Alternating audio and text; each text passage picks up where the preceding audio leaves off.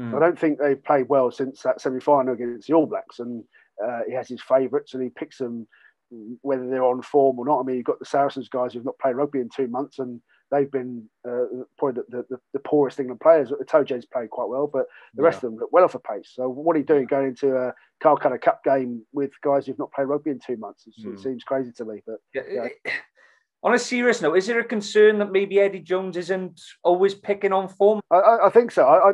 I do. I mean, everyone always questions selection. I'm sure every country or every team in the world, they never pick a 15 that suits everyone, all their fans.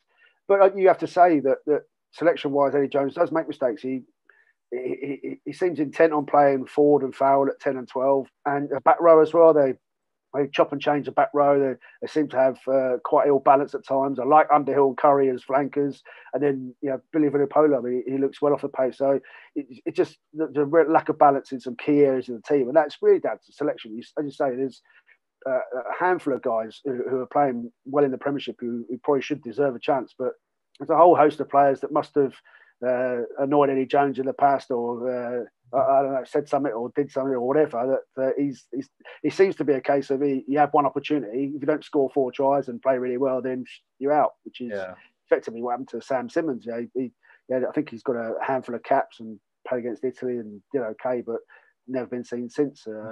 So in answer to your question, will it be panic stations? I should think they'd be fairly close to panic stations now. They're not going to sack Eddie Jones. I doubt he'll resign. He's not that sort of bloke. But there's just no sign of England being in sort of transition, as it were. I guess the only thing is there's not a World Cup this year. It's not really an important year in some respects. You can afford to lose a few games. The Grand Slam's gone, the Championship's likely gone for England. So why don't you just say, okay, we'll chuck a few youngsters in. We'll give these guys a chance.